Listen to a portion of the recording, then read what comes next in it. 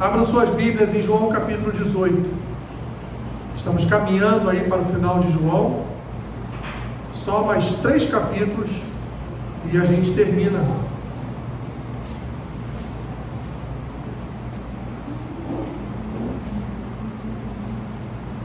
Evangelho de João, capítulo 18, versículo 28.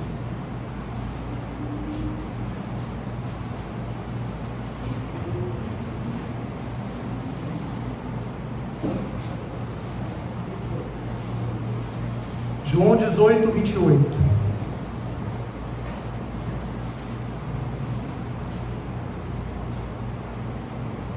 Quero inverter a ordem, quero orar primeiro antes da nossa leitura. Pai Santo, Pai querido, quero te pedir nesta manhã, em nome de Jesus, que o Teu Espírito Santo fale com a Tua igreja, que o Teu Espírito Santo venha edificar o Teu povo através da Tua santa palavra. O que eu te peço, Senhor, nos dê uma leitura abençoada, em nome de Jesus, amém. Jesus perante Pilatos. Depois levaram Jesus da casa de Caifás para o pretório. Era cedo de manhã. Eles não entraram no pretório para não se contaminarem, mas poderem comer a Páscoa.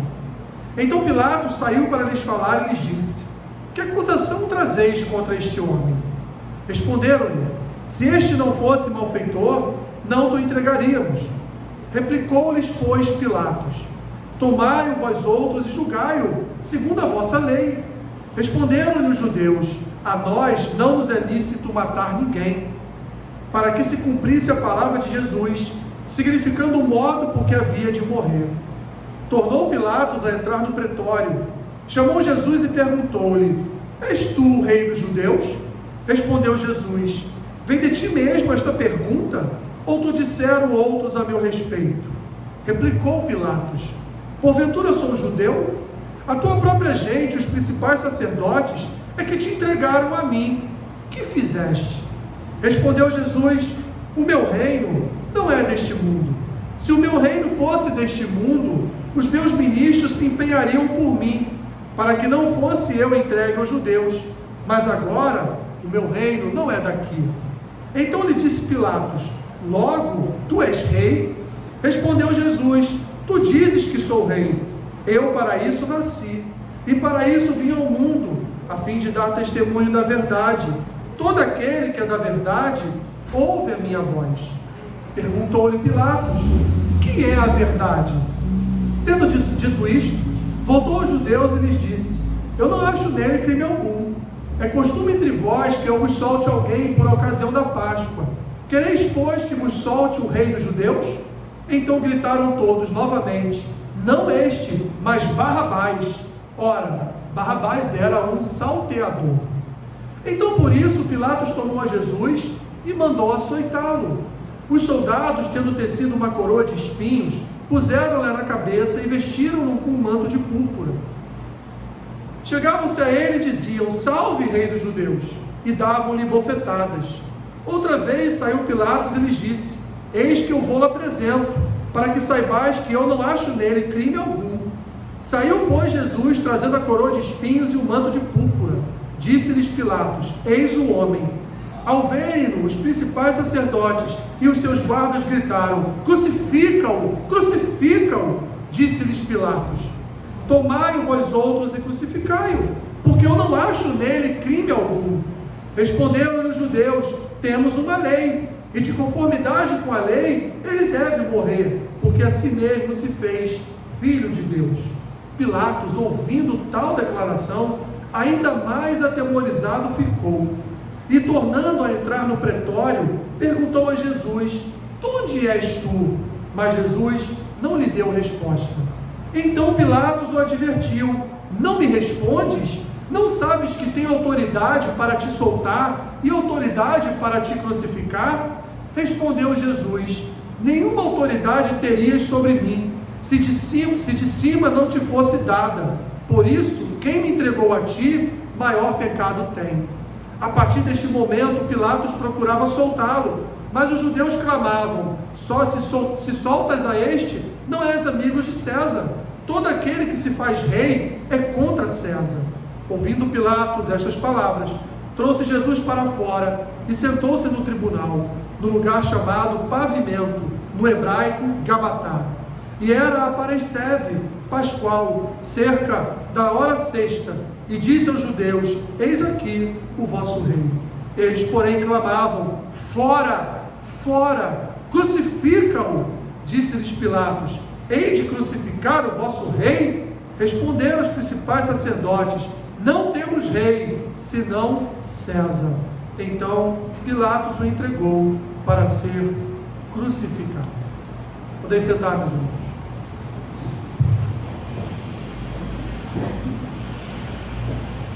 O julgamento do nosso Senhor, ele é um evento histórico, que retrata muito bem a natureza humana e a natureza também do nosso Senhor. Percebam, meus irmãos, que nem mesmo as autoridades romanas quiseram, num primeiro momento, colocar as suas mãos nessa cumbuca religiosa ou nessa briga existente entre as lideranças do Sinédrio e o Senhor Jesus. Ao longo de 3 anos do seu ministério, Jesus desnorteou e desbaratou todas as autoridades religiosas do Sinédrio com a sua palavra, com a sua pregação. Mas o legalismo religioso veio afetar aquele que criou a própria lei, pois o próprio evangelista João vai dizer, no primeiro capítulo do seu evangelho, que Jesus, ele é a própria palavra. Percebam, meus irmãos, que Jesus já havia registrado que ele não veio revogar a lei, ele não veio dizer: olha, tudo isso que vocês aprenderam com Moisés está errado, e eis que eu estou trazendo uma nova lei, um novo tipo de lei. Não, muito pelo contrário. Jesus, antes de começar a entrar nas leis, na explanação do Sermão do Monte, ele deixou claro que ele não veio revogar a lei, muito pelo contrário, ele veio para cumprir a lei. E olha isso, meus irmãos, foi através dessa própria lei que ele foi julgado e injustiçado. Aquele que é a própria lei, aquele que é a própria palavra, foi acusado de blasfêmia por ensinar a verdadeira interpretação da lei. E aí, diante desse quadro que João nos apresenta, do versículo 28 do capítulo 18 até o versículo 16 do capítulo 19, nós vamos ver dentro deste quadro 4 cenários diferentes. É como se você tivesse um quadro, uma pintura na sua frente, e aí esse quadro fosse dividido em quadrantes. Cada um dos quadrantes tem uma cena acontecendo, tem algo ali acontecendo que vai nos chamar a atenção. Meus irmãos, dentro desse primeiro cenário, nós vamos ver já no versículo 28, de forma muito clara, a hipocrisia e a falsidade das autoridades do Sinédrio. Olha o que diz o capítulo 28. Depois, levaram Jesus da casa de Caifás para o pretório, que era a casa onde vivia Pilatos. Era cedo de manhã. Eles não entraram no pretório para não se contaminarem, mas poderem comer a Páscoa. Vou repetir, meus irmãos. As autoridades do Sinédrio, que prenderam o Senhor Jesus, que o levaram à presença de Caifás, e agora estão levando à presença de Pilatos, não quiseram entrar no pretório, não quiseram entrar na casa de Pilatos, para não se contaminarem na casa de um ímpio, na casa de um gentio, porque eles queriam o quê? Comer a Páscoa. A melhor palavra para esses homens é caras de pau. Essa é a melhor expressão que nós poderíamos usar, meus irmãos. Quantas pessoas caras de pau você conhece na vida? O pessoal falou: nossa, perdeu até as contas, né, Fátima? Quantas? E é por isso, meus irmãos, que não foi à toa que o Senhor Jesus os chamou de hipócritas e raça de víboras, porque a hipocrisia é prima da falsidade. Guarde isso, meus irmãos. Todo hipócrita é falso, e todo falso é hipócrita. Eles são parentes. Jesus chama de hipócritas e diz: vocês são tão falsos como a serpente. Vocês são que? Raça de víboras, falsos. Vocês falseiam a lei, vocês enganam através da lei todo um povo. Estavam envolvidos, meus irmãos, esses homens, na prática da maior impiedade e a maior injustiça que os homens já cometeram ao levarem o Senhor Jesus à morte. Mas eles estavam preocupados com a contaminação ao entrarem na casa ou no pretório onde estava Pilatos. Percebam, irmãos, que o comportamento legalista desses homens da fé revelou que de fato estava nos seus corações hipocrisia e falsidade. Eles estavam levando Deus à morte, eles estavam levando o Messias à crucificação, eles estavam levando o autor da vida a morrer, mas não poderiam se contaminar para comerem a Páscoa. Jesus vai dizer lá no capítulo 23, versículo 23 de Mateus, que eles roubavam dos dízimos e das ofertas. Ele vai criticar os escribas e fariseus, falando que eles davam dízimo da hortelã, do endro e do cominho. Ou seja, eles observavam as menores coisas da lei. O que era uma folha de hortelã, de endro e de cominho? Nada. Mas eles tiravam 10% dessas ervas, dessas hortaliças, para dar de dízimo, para dar de oferta. Mas Jesus termina o texto dizendo: olha, vocês observam os pequenos detalhes da lei, mas vocês negligenciam aquilo que é mais importante: justiça, misericórdia e fidelidade. Jesus já vinha tratando estes homens como falsos mestres. Jesus já vinha falando, dando ao povo a interpretação de que não deveriam ouvir essas autoridades, entre aspas, do Sinédrio. Meus irmãos, eles tentaram várias vezes e de várias formas ardilosas enquadrar Jesus em algum crime religioso, com as suas várias perguntas dúbias. Lembram? De algumas aí, de repente, está passando na cabeça de vocês, né? Como, por exemplo, aquela moeda que pergunta a Jesus: Senhor, devemos pagar impostos?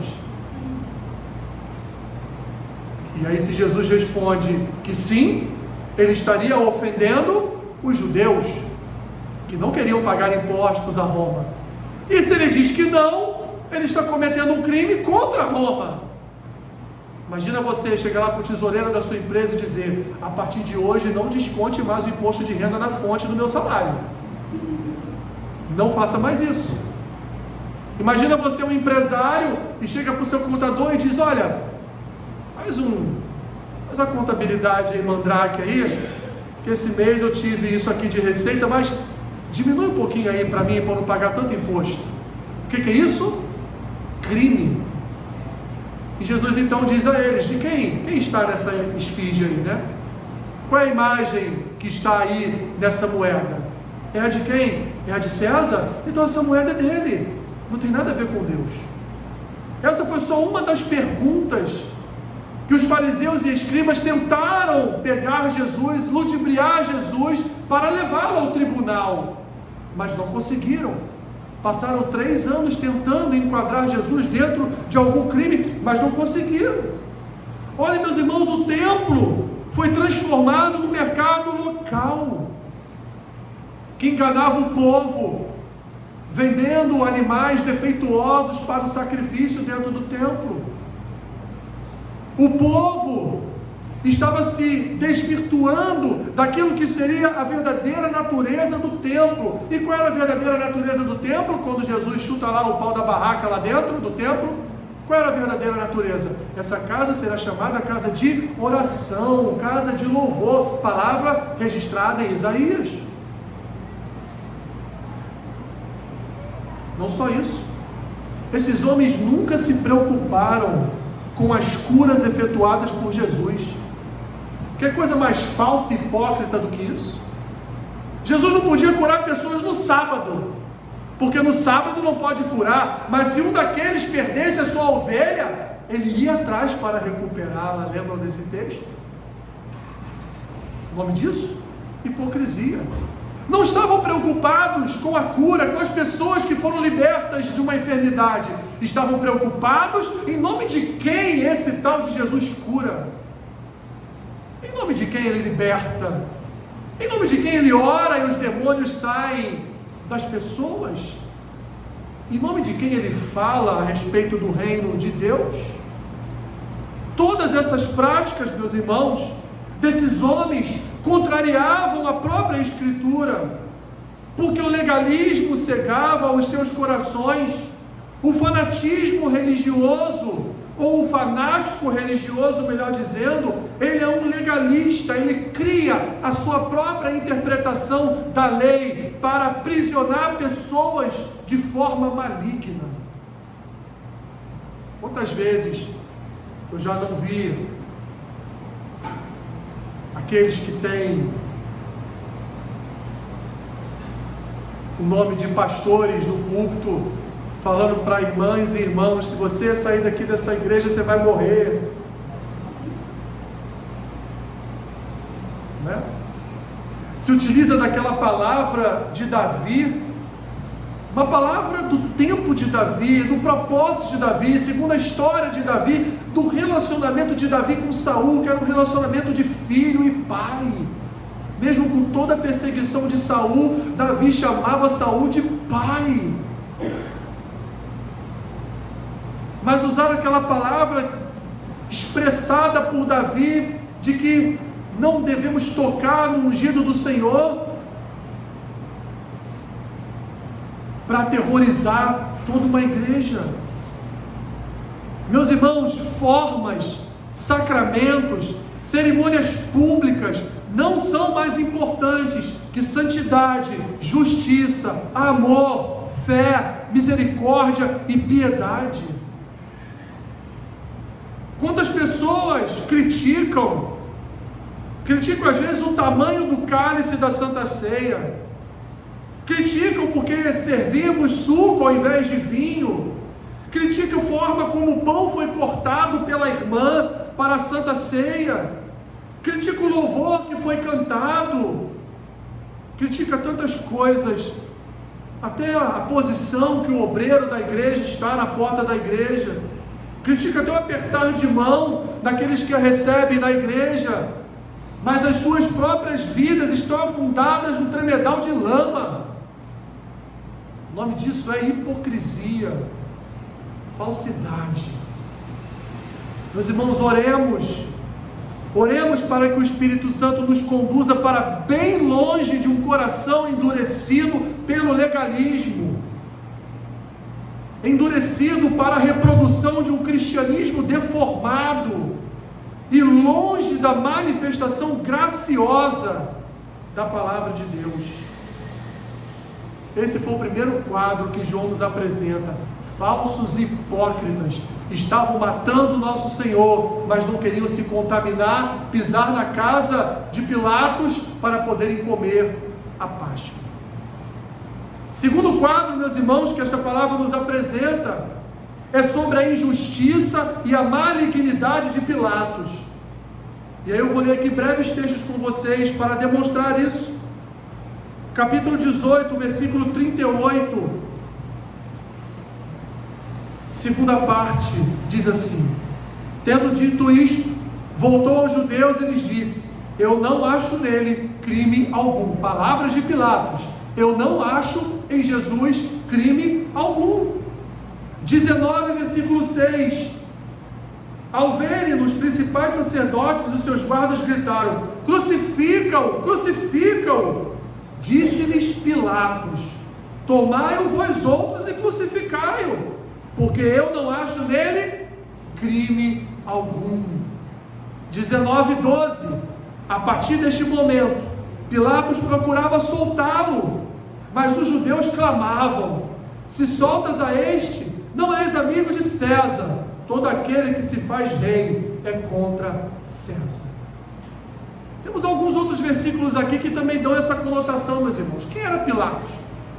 Pilatos era um governador romano, um homem, meus irmãos, de status mais elevado, o representante do império mais poderoso daquele tempo, um homem que estava ali em Jerusalém para ser o defensor da justiça, que tinha em suas mãos o poder, meus irmãos, de defender a justiça, de proclamar a justiça, de não permitir que alguma injustiça fosse feita com alguma pessoa.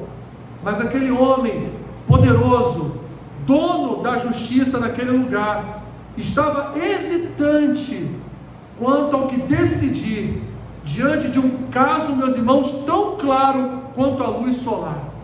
Quantas vezes Pilatos disse aos fariseus e escribas: eu não vejo neste homem crime algum. Vimos aqui algumas vezes, mas o que aconteceu então para ele entregar o Senhor Jesus à crucificação? Ele cedeu, meus irmãos, à pressão de homens. Ele cedeu à pressão de homens. Ele deixou de aplicar a justiça, lavando as suas mãos, como se não tivesse nada a ver com a aplicação da pena de morte para um inocente. Meus irmãos, Pilatos, ele é a caricatura de governantes que, para agradarem o povo, cometem injustiças, fecham seus olhos para a verdade e ainda pensam que não serão responsabilizados por Deus, porque afinal de contas eles realizaram a vontade popular. Todos queriam isso. Quem sou eu para ir contra a vontade do povo? É você aquele que detém em suas mãos a autoridade para ir contra a vontade de todos. Você é aquele que detém em suas mãos o poder para dizer aos escribas e fariseus: não levarei o Senhor Jesus à crucificação. Ou melhor dizendo, Senhor Jesus, não levarei este homem à crucificação. Não levarei este homem à morte, porque eu não achei nele mal algum, crime algum. Então vocês que o levem à morte. Mas a pressão religiosa, a pressão popular levou este homem a ceder aos anseios do sinédrio e também de todo o povo que gritava: crucificam.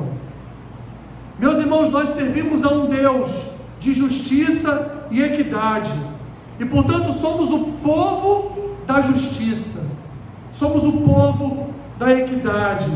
Quando nós vemos injustiças sendo cometidas, temos por dever santo e justo protestar e denunciar toda injustiça. A igreja, o povo de Deus, não se sujeita à injustiça dos homens. Ainda que sejamos mortos, ainda que sejamos crucificados, ainda que venhamos a permanecer em prisões, mas nós não podemos nos sujeitar, nos dobrarmos à injustiça dos homens. Precisamos manter a nossa posição de justiça, precisamos manter a nossa posição justa diante do nosso Deus, meus irmãos.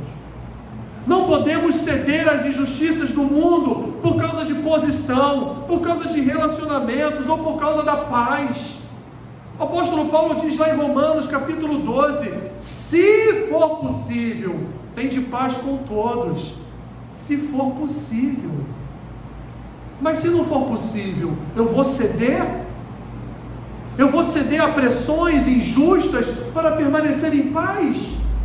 Eu vou ceder a iniquidades, eu vou ceder a pecados, eu vou ceder a injustiças para manter os meus relacionamentos?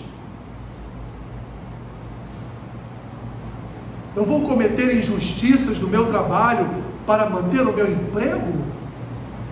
Porque o meu chefe está mandando que eu faça isso? Que eu seja injusto? Que eu seja iníquo? Que eu faça o que é errado diante de Deus? Não, meus irmãos, porque nós não podemos nos sujeitar aos manjares deste mundo. Esse atributo da justiça, meus irmãos, vamos aí, a aula de batismo, né? É um atributo comunicável de Deus.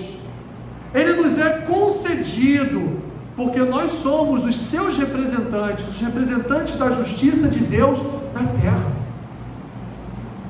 E nós não podemos abrir mão dessa representação. A igreja, meus irmãos, ela prega a justiça. E a igreja jamais deve trocar essa honra por popularidade, reconhecimento, posição ou favores políticos. Jamais podemos trocar a nossa posição de justos para sermos reconhecidos popularmente, ou para agradarmos posições políticas, ou para agradarmos governantes, ou para agradarmos, meus irmãos, até mesmo membros do nosso corpo. A igreja, ela é o baluarte da justiça de Deus na terra. E não podemos abrir mão disso, porque se abrirmos mão disso, estaremos fazendo o que Pilatos fez, lavando as nossas mãos e achando que não temos nada a ver com aquilo ali. Terceiro cenário desse quadro, meus irmãos. A escolha do povo foi contaminada pelas autoridades religiosas e falsos mestres.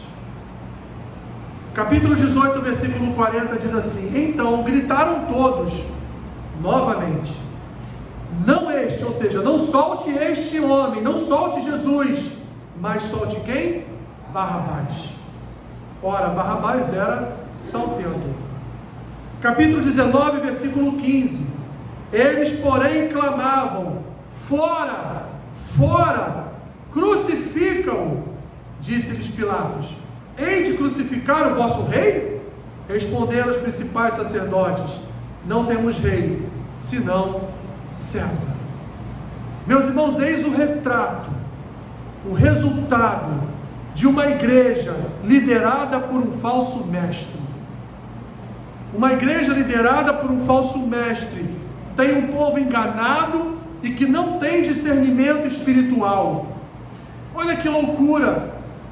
Mesmo o povo que ovacionou Jesus algumas horas atrás, quando ele entrou pelas portas de Jerusalém, montado numa jumentinha, sendo aclamado rei, Hosana ao Senhor nas maiores alturas, esse é o nosso rei, o Messias chegou, agora seremos libertos de toda opressão, de todo mal. O mesmo Jesus que foi ovacionado é o mesmo Senhor que agora é levado à morte por aqueles mesmos que gritaram que ele era rei.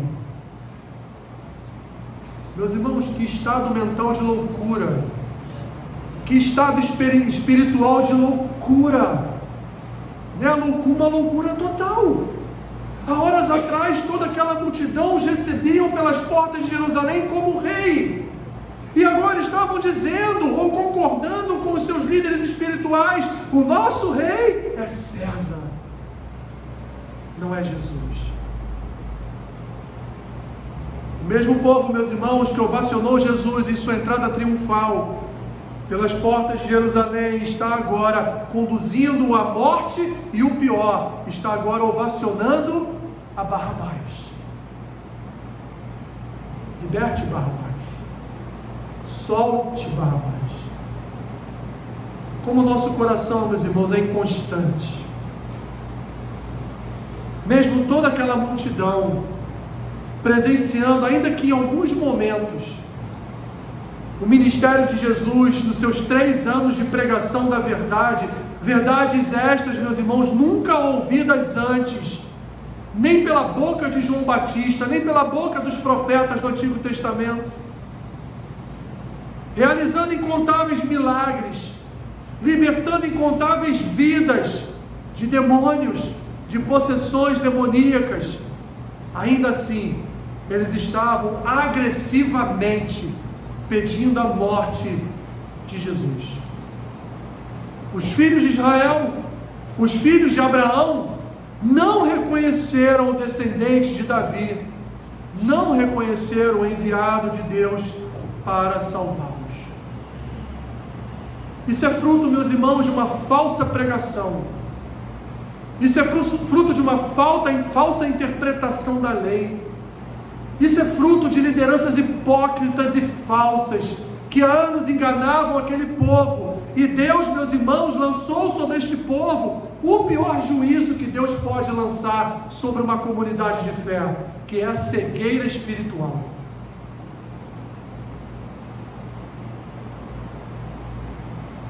Você fizer um exercício agora de memória, vai vir na sua cabeça uma igreja que passa por isso. Nem precisa citar nomes. Com falsos mestres, falsos pastores, que deturpam as escrituras, que enganam o povo, que mudam a interpretação do texto para atingir os seus objetivos pessoais, e todo aquele povo está ali diante daquela liderança sendo enganado. Ali, meu irmão e minha irmã, não se engane, Romanos capítulo 1, a partir do versículo 18, nos ensina isso. Há ali um lançar de Deus às próprias concupiscências dos seus corações. Vocês têm a palavra diante de vocês, vocês podem conhecer a verdade diante de vocês, mas vocês estão sendo induzidos por uma falsa pregação, por um falso evangelho, por uma falsa palavra, e vocês querem continuar a seguir esta liderança. Então Deus lança sobre esta liderança e este povo cegueira espiritual, assim como Ele fez com Faraó. Lembra que Faraó de vez em quando dizia para Moisés: tá bom, Moisés, vou deixar vocês irem sacrificar lá no deserto. E aí do nada, o que o texto bíblico diz? Que Deus vinha, endurecia o coração de Faraó, e ele não deixava o povo ir no deserto sacrificar.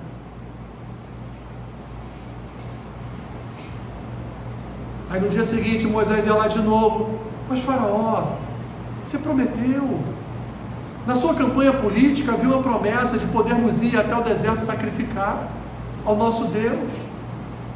E Faraó: é mesmo, né, Moisés? Eu prometi. Registrei minhas promessas até em cartório, como fez um certo político aqui em Nova Iguaçu uma vez. Vou deixar vocês irem amanhã. E quando chegavam amanhã, ele não permitia a saída do povo. O próprio Senhor, meus irmãos, leva a cegueira espiritual como um juízo sobre aqueles que não querem observar a sua lei. A rejeição ao Senhor Jesus partiu de mentes cauterizadas, insensíveis. Eles foram entregues pelo Pai a si mesmos, à própria impiedade dos seus corações. Meus irmãos, que nós sejamos livres pelo Espírito Santo de Deus de tamanha vergonha. O Senhor Jesus vai dizer em Mateus capítulo 10, versículos 32 e 33, se eu não me engano, que aqueles que confessarem o seu nome diante dos homens, Ele também os confessaria diante do Pai. Mas aqueles que não confessarem o seu nome diante dos homens, Ele não confessará os seus nomes diante do Pai. Terrível, meus irmãos, essa palavra. Terrível. Ela deveria mexer muito com o nosso coração, porque a nossa vida pertence ao Rei, e o nosso confessar é o confessar do seu nome sobre as nossas vidas. E existe um último cenário, meus irmãos, dentro desse quadro, dentro desse quadrante, existe um último cenário, e esse último cenário então vai falar de algo bom. Tanta coisa ruim no texto, né? Mas tem um cenário agora que vai falar de algo bom, um cenário que vai falar a respeito da missão e do caráter do nosso Senhor. João 18, 36 e 37 diz assim: respondeu Jesus, 36, o meu reino não é deste mundo. Se o meu reino fosse deste mundo, os meus ministros se empenhariam por mim, para que não fosse eu entregue aos judeus, mas agora o meu reino não é daqui. Então lhe disse Pilatos: logo, tu és rei? Respondeu Jesus: tu dizes que sou rei. Eu para isso nasci, e para isso vim ao mundo, a fim de dar testemunho da verdade. Todo aquele que é da verdade ouve a minha voz. 19:11 diz assim: respondeu Jesus: nenhuma autoridade terias sobre mim, se de cima não te fosse dada. Por isso que me entregou a ti, que quem me entregou a ti, maior pecado tem. Meus irmãos, Jesus veio para pregar o reino de Deus. A sua missão foi apresentar o Pai e o seu reino para salvar o seu povo dos seus pecados, como diz o Evangelho de Mateus no capítulo 1. Jesus, meus irmãos, não queria um domínio terreno. Jesus não estava preocupado em ser rei de Israel de uma forma terrena, um governante terreno, alguém que veio com escudo e espada para vencer o inimigo de Israel e estabelecer a ordem judaica na nação. Não, Jesus não veio para isso. Ele não veio com escudo, com espada, com lança, com flecha, para ter um domínio terreno. Ele não queria as armas de Roma, mas ele queria uma coisa que Roma jamais poderia ter, e teve: o domínio dos corações. O que Jesus queria, meus irmãos, ele quer é reinar em corações. O grande propósito do ministério de Jesus, meus irmãos, foi testificar aos pecadores a verdade sobre Deus, a verdade sobre o pecado, a necessidade do homem ter um redentor sem pecado e a natureza da santificação. Ele veio testemunhar de Deus num mundo corrupto e perdido. Ele veio apresentar o Pai num mundo idólatra, perdido e contaminado pelos manjares romanos, ainda oriundos dos manjares da Grécia Antiga, ainda bebendo e se alimentando da fonte dos gregos. Havia um panteão, haviam deuses da Grécia, e agora há um panteão, há deuses de Roma, e o imperador, o César do seu tempo, era o Deus do Império Romano, era o Deus de toda a terra, e por isso então ninguém poderia proclamar a existência de um outro rei senão César. Ninguém poderia proclamar a existência de um outro Deus senão César. Ninguém poderia proclamar a autoridade, o domínio de um outro homem senão César. E nós estamos, meus irmãos, até hoje, sob o domínio terreno do espírito de César.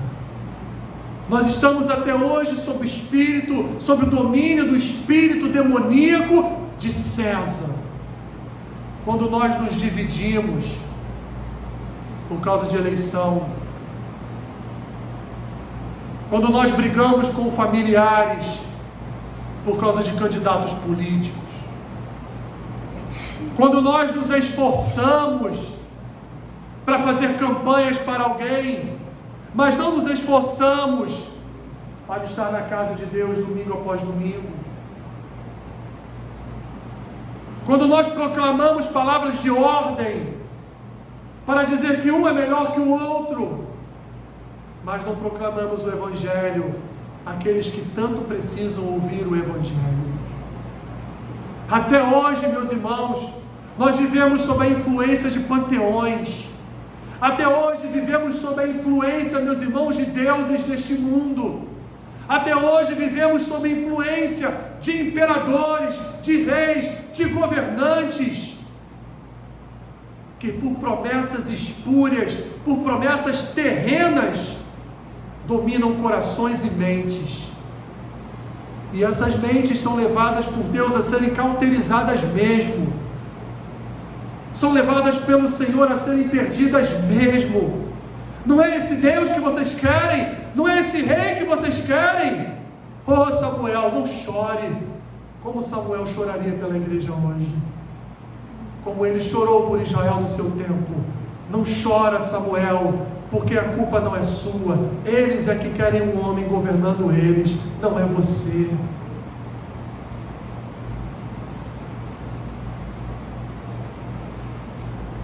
Mas Jesus, meus irmãos, diante de todo esse quadro de tragédia no coração humano, Ele manteve sua missão até o fim. Mesmo sendo injustiçado, mesmo sendo vilipendiado no seu direito, mesmo sofrendo um dos julgamentos mais rápidos e espúrios da história da humanidade, Jesus cumpriu toda a Escritura na sua vida, morte e ressurreição. Ele não abriu mão de ser o vetor de uma nova identidade.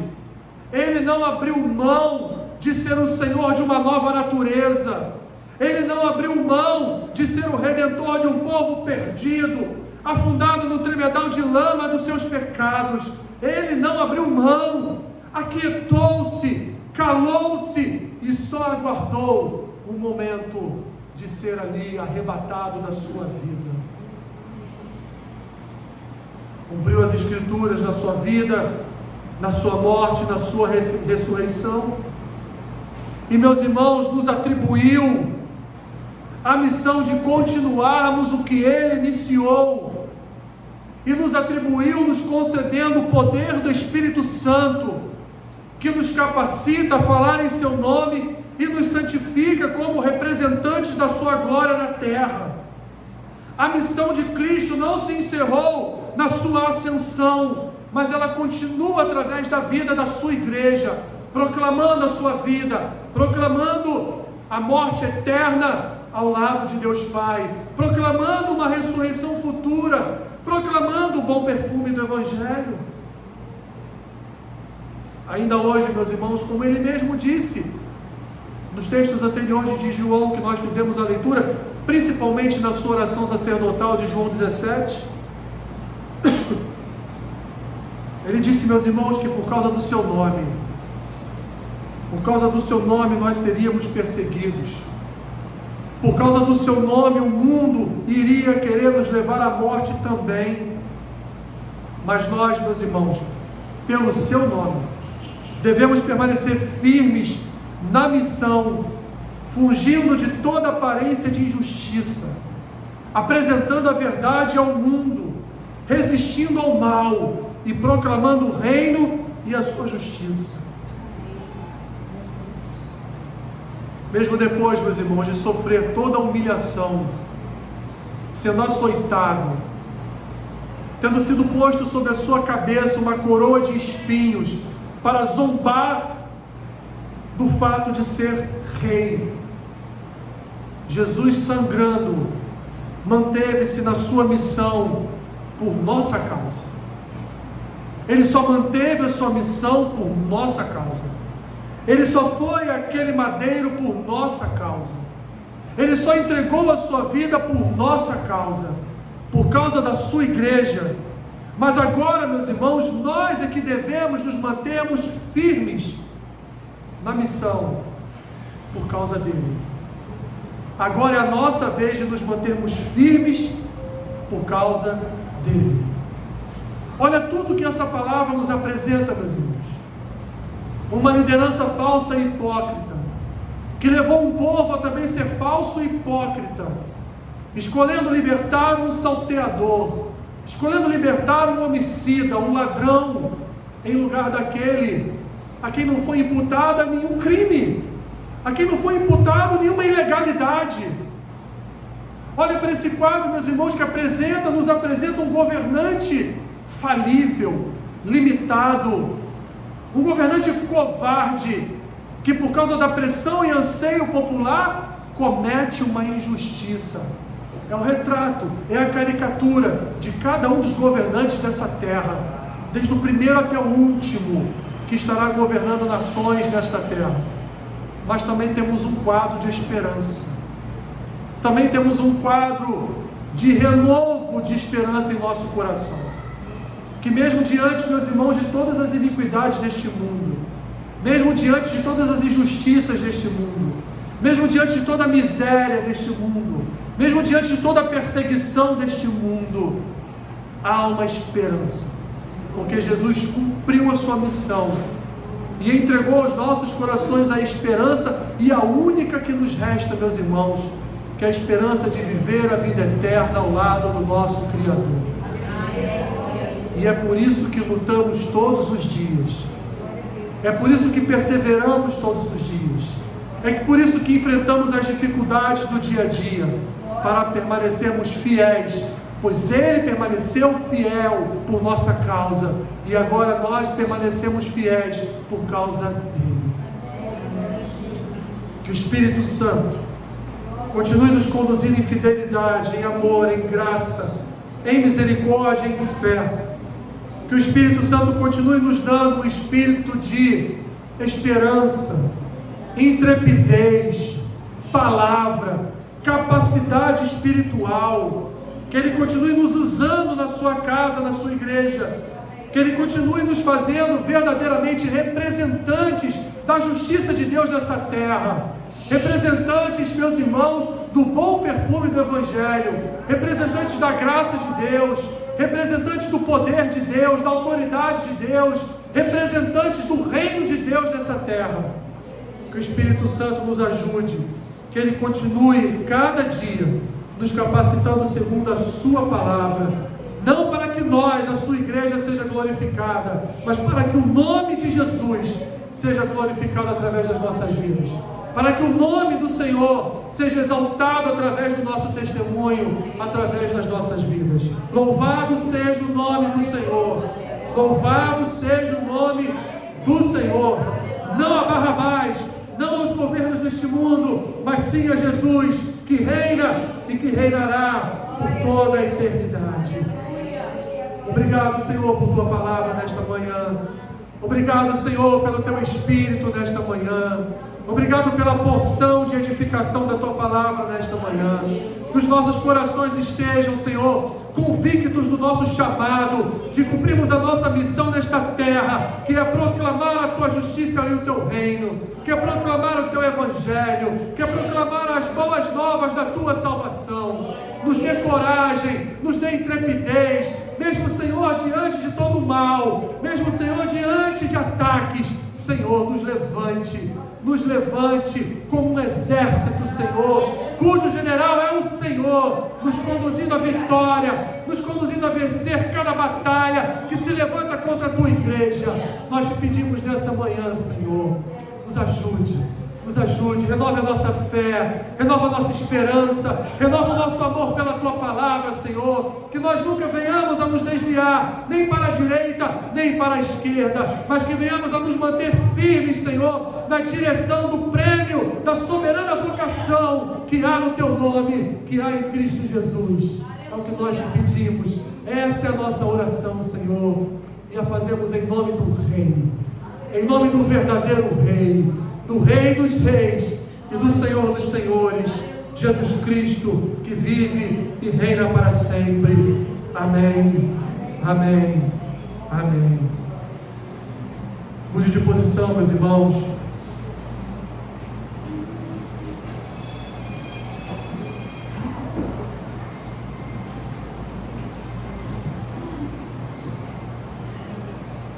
Vocês têm uma semana abençoada. Não se esqueçam, meus irmãos, amanhã às 7 da manhã, oração, nosso culto de oração. Terça-feira às 19h30, nossa formatura no curso de profetas. Quarta-feira, 7 da manhã, nossa reunião de oração. Quinta-feira, 19h30, nossa reunião mista de oração, homens e mulheres. Sábado, oração das mães de oração, às 8 horas da manhã.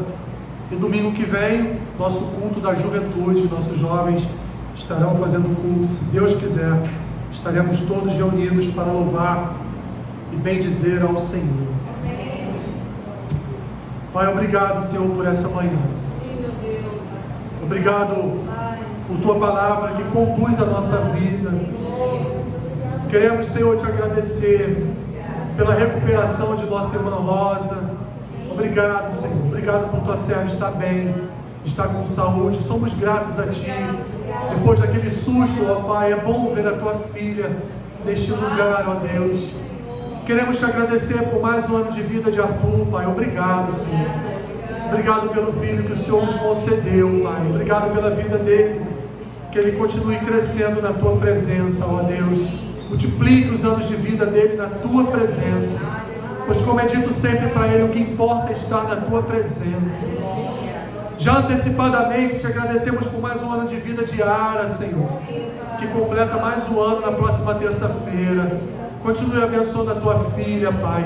Abençoe toda a sua casa. Que ela continue sendo essa mulher de fé, Pai. Essa mulher cheia de esperança, cheia da Tua presença na vida dela, Pai. Obrigado, porque a Ara é uma bênção em nossas vidas, Senhor. Obrigado pela vida da Tua filha, Senhor. Queremos ainda, Pai, interceder pelo culto de quinta, pelos cultos de oração, pelo culto de sábado pela manhã, Senhor, que a Tua glória desça nesse lugar, Pai. Oh, Senhor, que Teu Espírito Santo fale, ó Pai, que Teu Espírito Santo venha agir, Senhor, nesses corações, ó Deus, venha agir nas nossas vidas, Senhor, em nome de Jesus, Pai, em nome de Jesus. Senhor, abençoe a vida do pai do Anderson, Senhor, aquele homem de Deus, ele pastor, sua esposa pastora, continue abençoando, continue alimentando, Senhor, com a Tua graça, o ministério dele naquela igreja, Pai. Renove os anos de vida deste homem, Pai, e de toda a sua família, em nome de Jesus, Senhor, em nome de Jesus. Nós queremos Te agradecer, Pai. Te agradecer por essa igreja, Te agradecer por essa reunião, Te agradecer pelos irmãos que não puderam estar conosco nesse dia, onde quer que eles estejam, que o Senhor esteja abençoando, que o Senhor esteja guardando, que o Teu Espírito Santo esteja falando, Senhor. E queremos terminar este culto como sempre fazemos, com a oração que o Senhor nos ensinou. Pai nosso que estás no céu, santificado seja o Teu nome, venha a nós o Teu reino, seja feita a Tua vontade, assim na terra como no céu. O pão nosso de cada dia nos dai hoje. Perdoa as nossas dívidas, assim como nós perdoamos os nossos devedores. E não nos deixes cair em tentação, mas livra-nos de todo mal, pois Teu é o poder e a glória para todos sempre. Amém. Amém. Deus abençoe vocês, meus irmãos. Vão em paz.